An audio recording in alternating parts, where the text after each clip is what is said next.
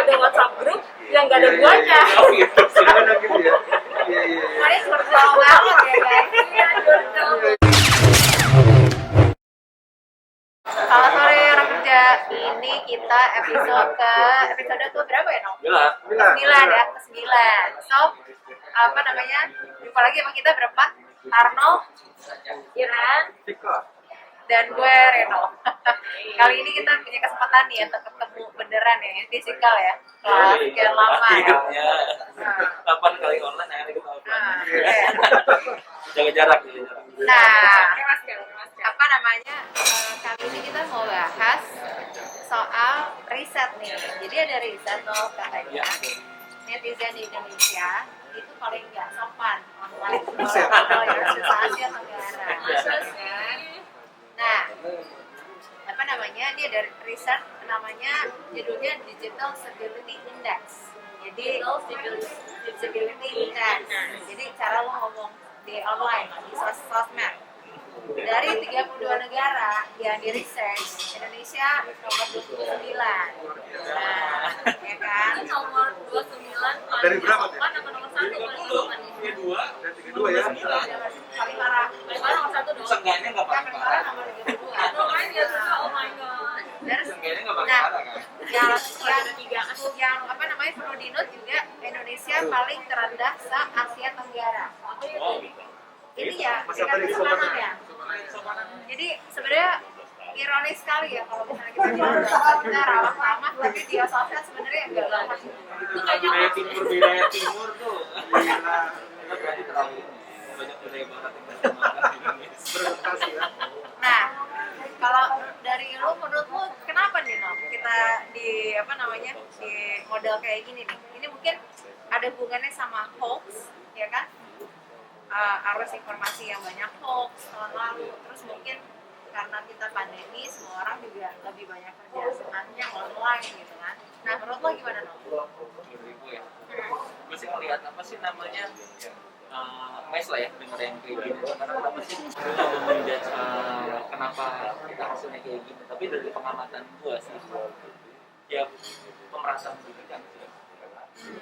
Itu sih yang gue Gap in education ya? Iya, masih gap in education-nya tuh luar biasa sih di Indonesia. Biasanya segitu banyaknya pulau di Indonesia, di daerah-daerah terpencil itu nggak sampai yang seperti Jakarta. Walaupun even ya, setelah kita melihat pendidikan Jakarta udah bagus-bagus, tapi cara ngomongnya aja nggak bisa ditakar kan ya, nggak bisa disaring gitu. Pun nggak tahu sih apakah di negara lain kayak gitu. Jadi nggak itu pemerintah juga. Semakin tinggi education-nya, semakin bagus dia akan apa sih namanya akan memfilter pemain-pemain dia di Indonesia. Jadi bukan hanya jadi bukan hanya cara web yang makin rendah makin apa sih namanya makin waras gitu. Atau yang makin tinggi makin waras belum tentu gitu. Jadi pendidikan tuh memang pasti ada di sana. Mungkin ada dari gua melihatnya seperti itu. Ada yang lain juga kita melihat dari sisi lain. Orang gimana? Gue sih ngeliatnya fenomena sosial media kan juga cukup baru gitu ya. Jadi kayaknya kita belum cukup teredukasi gimana memakai sosial media yang benar gitu ya. Habis itu kita juga punya karakter-karakter yang FOMO tuh, fear of missing out. Fear of missing out tuh kayak gue mesti yang paling tahu mungkin ya supaya gue kelihatan eksis gitu. Paling viral gitu. Paling viral gue. Jadi kadang mungkin lupa ngecek apakah beritanya hoax atau beritanya benar. Akhirnya penting pokoknya yang gue duluan nih yang posting tuh. Mungkin ada culture kayak gitu ya. Itu benar banget tuh, apalagi kayak WhatsApp kan ya, gampang banget forward aja gitu. Karena juga mungkin kita nggak tahu ya. Kita kalau menurut gue kalau misalnya nggak rajin membaca, kita dari dulu kan Pak kurikulumnya selalu yang baca mulu kan. Maksudnya kan dibandingin mungkin di luar negeri yang banyak praktek, sebetulnya Indonesia kalau disuruh ngapa paling jago nih gitu. Berarti kan ada karakter membaca ya. Mungkin sekarang tuh membaca jadi kurang kali ya. Sehingga yang penting siapa duluan gitu. Sama gue pikir emang orang Indonesia kan demen ngariung nyurhat gitu. Jadi kayaknya kayaknya kalau gue nggak ikut gimana nih nanti teman-teman gue bilang apa nih gitu. Jadi yang udah deh kayaknya yang penting gue komen deh daripada nanti dipikir gue nggak kompak, dipikir gue nggak sepaham sehingga gue akhirnya dikucilkan. Nggak ngerti sih apakah misalnya ada tekanan seperti itu. Ya, Padahal pada saat itu sih kebalik kan, poin-poinnya. gitu. dari perkumpulan itu berarti yang diomongin. Iya bener. Padahal ternyata ada WhatsApp grup yang nggak ada guanya. Oh gitu sih. gitu ya. Iya. Kemarin virtual banget ya guys. Iya, jurnal bohong. Gue pikir itu paling eksis, ternyata enggak bohong. Oke, Rizal gimana? Ya, ketiga sama sih. Fear missing out. Partisipasi Iya. yang berpartisipasi. Kalau aku sih ini memang hal budaya kita kan dulunya tadi riuh. Orang riuh itu kan biasanya orang suka bicara juga saling ngobrol, saling bertukar pikiran pendapat. Cuma bedanya kan di platform kan sosial media. Iya. Nah di sosial media yang dipilih adalah kita ada face to face. Benar. Kesannya membuat orang jadi menjual bisa lebih direct. Nah, itu masalahnya edukasi tadi yang tidak tuntas bagaimana berkomunikasi. Mungkin satu hal yang gue ingetnya waktu kita belajar psikologi juga ya, ketika lo man to man itu pasti lo punya ketakutan lebih besar dibanding ketika lo keroyokan. Iya, kalau lo keroyokan berarti lo ikut bantuin gebuk gitu kan yang lo kata ke siapa pelakunya gitu kan. Ya karena lo ada one-to-one tuh lo ada sense of accountability ya. Iya. Kalau mungkin berarti kan dari Iya, lo.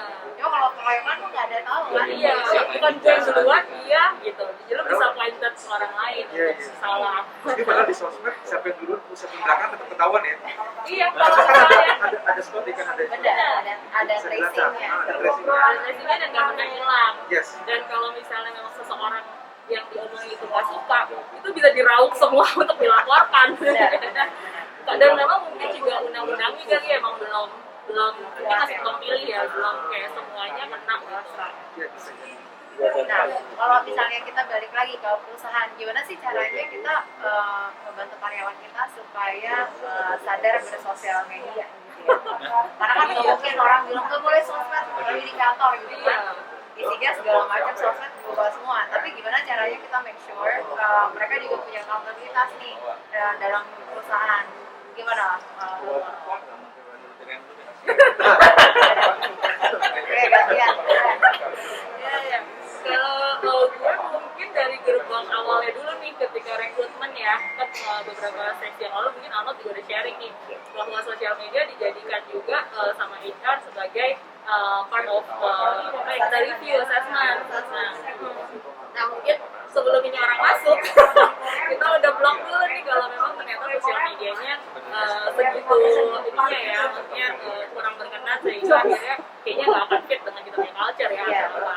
Nah terus yang kedua mungkin ketika tanda tangan kontrak tuh ada NDA tuh bahwa informasi yang terkait dengan perusahaan itu ada orang tertentu yang boleh berbicara di media. Nah kalau you are not the one, lo nggak boleh gitu. Jadi kan itu ada ya siapa yang Ada platformnya ya, corporate ya, communication. siapa apakah legalnya, apakah CEO-nya. Jadi kalau kita biasanya karyawan tuh langsung tanda tangan confidential, jadi anything related to nggak cuma yang sesuatu yang nggak bagus, tapi semua yang sifatnya confidential nggak boleh lu share sama siapapun gitu. Mungkin dua itu. Gue ngajutin, gue lagi ada makan nih. Kalau jadi Ya, ada sisanya. kayak fenomena yang pernah kita lihat ya, ada apa sih namanya, review produk. Oh iya. Ya kan. Nah itu kan review produk kan memang salah satunya itu. Yes. Kan lihat dari sana sampai kan juga CEO nya minta maaf gitu. Ini emang orang CEO. Gua kalau ngeliat dari situ CEO nya gentle banget sih. Gua yang kalau mau blame ya blame gua gitu, jangan nyudutin gua. Karena orangnya nah sebab itulah yang harus dilihat dari perusahaan. Jadi memang harus dilihat sekarang sosial media maksudnya gini, bagaimana sosial media bisa menjadi engagement, bisa menjadi promotion si Produk dari company. bisa menjadi sarana education company, education dari Building awareness ya. Iya, building semuanya gitu. Karena sosial media udah pasti bisa bikin lo apa sih viral itu. Iya. Gitu. Iya. Jadi ini harus yakin. Jadi memang harus ada satu orang atau bahkan satu ya yang punya spesialisasi bagaimana sosial media dimanfaatkan oleh perusahaan. Bagaimana kita komen asal apa sih namanya karyawan internal, bagaimana mau menanggapi komen dari apa sih namanya dari customer dan lain-lain. oh jadi kalau dari lo SOP harus clear nih sosial media. Jadi kalau misalnya perusahaan yang belum ada SOP sosial media, harus ada sih. Dan orang kerja yang mau apply juga tuh mesti dilihat tuh apa namanya, kalau Google nama sendiri jadinya apa gitu, keluarnya apa gitu ya. Jangan sampai ada hal-hal yang kita nggak pengen orang lain lihat, apalagi kalau mau apply perusahaan ya. Waduh, nanti mereka nggak gini lagi dong ya. Tidak kali lagi, gini lagi. Asli Udah lagi. mulai packing tuh, rapiin tuh semuanya. Sebenarnya di hide aja tuh semua tuh. Berarti kan ada impact-nya kan. Iya lah, bagus lah. Bagaimana dia mengeluarkan positifnya untuk organisasi, bagaimana dia mengeluarkan gaya Kemasannya dia, dia. Semoga mungkin itu bukan jadi fake tapi jadi self control aja ya. Gitu ya.